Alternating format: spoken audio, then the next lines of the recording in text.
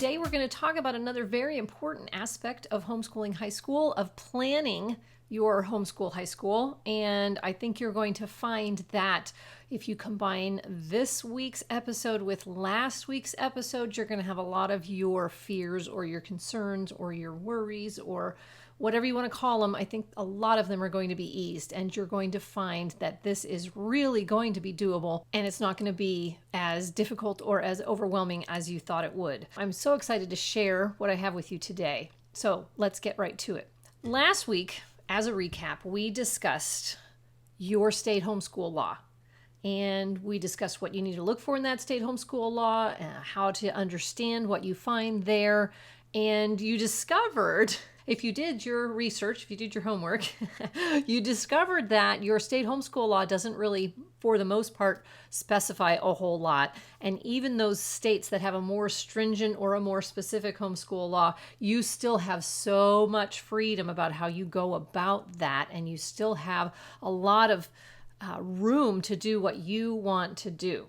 So I hope you were encouraged by that. That is puzzle piece number one. Puzzle piece number two comes today because you might be thinking, oh, well, my state homeschool law hardly says anything. So that means we can just skate and do whatever, almost whatever we want to do, and we're going to be totally fine. And the truth is, legally, technically, yes, you're totally fine. But that might not really be what you want to do, because the fact is that if you only rely on your state homeschool law to tell you what to do, you might be missing the opportunity to prepare your kid for whatever they want to do next.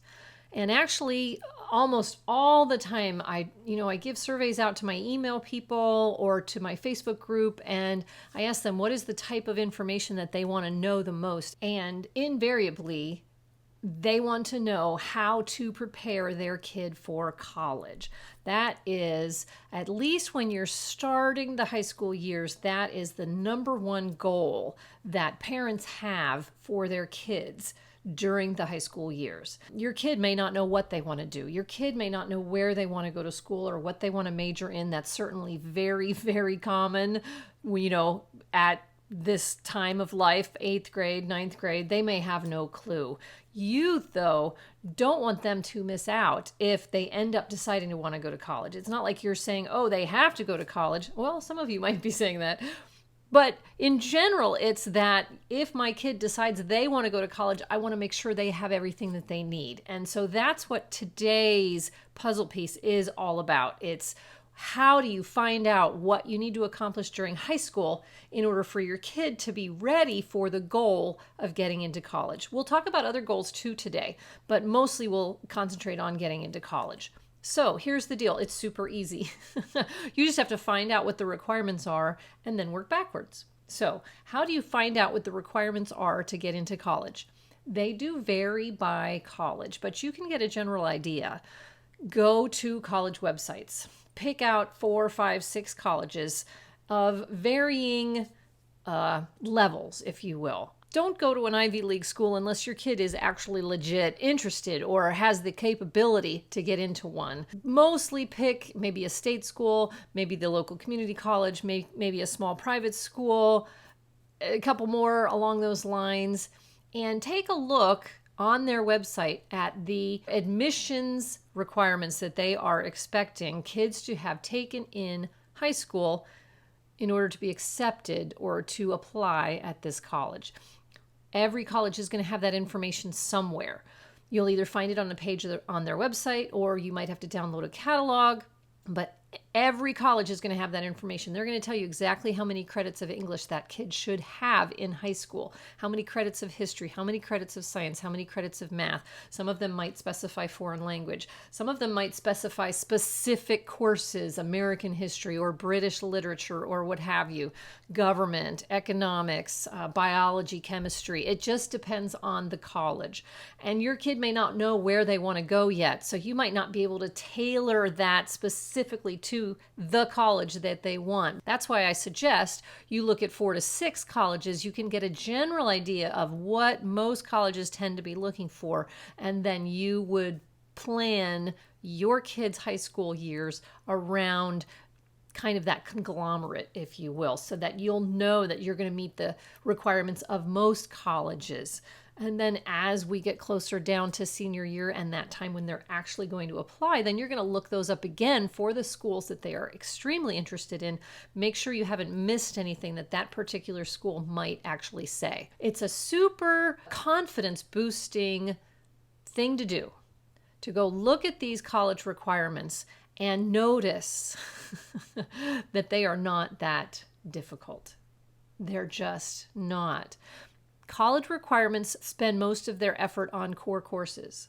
So you're going to have the opportunity to fill in around the core courses with almost whatever you want. They're going to talk about English, they're going to talk about math, they're going to talk about science, they're going to talk about history. They may or may not talk about foreign language. And once you've met those, then you have freedom around the edges to do what you like. You still have the freedom, even with a college saying, hey, we want 4 credits of English and maybe 3 credits of math and maybe 2 credits of science. They're telling you how many credits. They're not telling you exactly what curriculum to use or how to go about that. So you still have the freedom to do all of that after you have looked at college requirements. But once you've looked at them, once you've got a general idea of how many credits and in which subjects these colleges are requiring, then you can put that into your kids' plan over the high school years and make sure that they're going to check all of those boxes for how many credits in each subject are going to be required. Do you need to follow the public school requirements? No, you do not. We've been through this last episode. Do not look at public school requirements and try to match those. It's going to be an exercise in frustration because you're going to be trying to do something that you may or may not have the resources to do. Besides which, one of the reasons that we homeschool is to meet our kids' individual needs, and public school requirements are not geared towards the individual at all. So I suggest you don't even look at the public school requirements. You build your plan around your state homeschool law and the requirements of colleges that your kid may or may not be interested in, so that you have something that you've decided is important, not what the local school district has decided is important. You know, once you've done those 2 pieces of research, your state homeschool law and college requirements, that you're doing everything that is important and that you're not missing anything that's important. Your public schools are only going to add in stuff that's not important in the long run, and you're going to get bogged down with trying to meet that when in reality there's no need to do so. So once again, I just want to reiterate, you do not need to follow your public school requirements. I suggest you don't even look at them. I suggest you rely on your own decision-making process based on your state homeschool law and college requirements that you have looked up. I also just want to take a second here and say that this book that I've written, Cure the Fear of Homeschooling High School, a step-by-step handbook for research and planning, will walk you through both processes.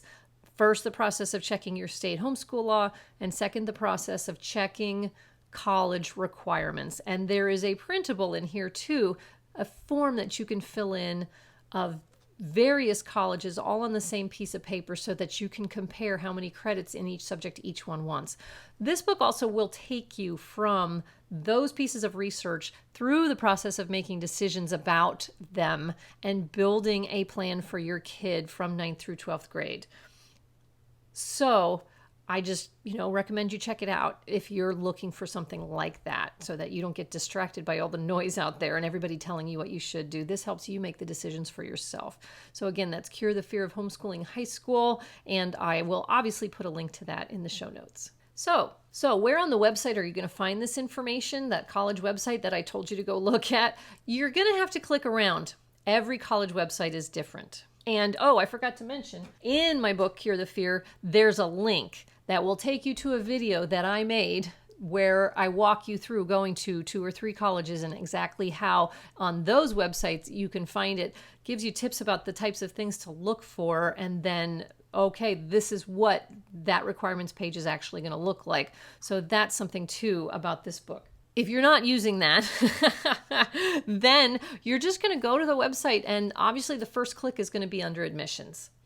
And where you go from there is going to be very dependent upon the website itself, but I'm sure you can figure it out. Use your intuition and just look at pages until you can find admissions requirements. And it is going to be a list of credits. Sometimes they'll also share information like SAT or ACT scores. Those are not always requirements as much as they are, okay, kids who come to this school will tend to have this. The admissions requirements are those credit numbers that you're looking for. So again, you're going to start at the admissions department and work your way around to see if you can find that page. Sometimes there's a separate page for homeschoolers, and you might want to try looking for one of those as well. Sometimes they have additional requirements for homeschoolers. Sometimes the requirements for homeschoolers are a little easier. It just depends, and you're going to want to see if you can find that as well. Once you've done that, though, the process is the same. Keep a record of multiple colleges so that you can get a conglomerate and then make your decisions about what you think is important and then build those things into your kids' plan over the next high school years so that by the time they're done, they're going to meet the requirements of almost any college that they want to apply to. So then, I did say that we would chat a minute about goals that are other than college, and they're out there, and by the time your kid's getting to 11th or 12th grade, it's going to become a little bit more clear whether they're interested in college or not. They might be interested in beauty school, they might be interested in welding, they might be interested in an internship somewhere, or they might be interested in just going straight to work for a while, or taking a gap year, or any other number of things. So the process is the same, though. Find out what they need to do in high school to be ready to do whatever comes next. So are there requirements for the beauty school? How are you going to find out? Call them up. The phone is still a thing, or there's probably a website for that beauty school. Go and see if there are any requirements there and make sure your kid has met them. Same with anything else your kid might want to do. Even if it's going into business or getting a job after high school, maybe you want to call up a couple places. Like maybe you've got friends that could help you with this one where they own a business and you would call them up and say, hey, if you were going to hire a kid right out from high school, what would you want them to have learned in high school to be ready to work for you?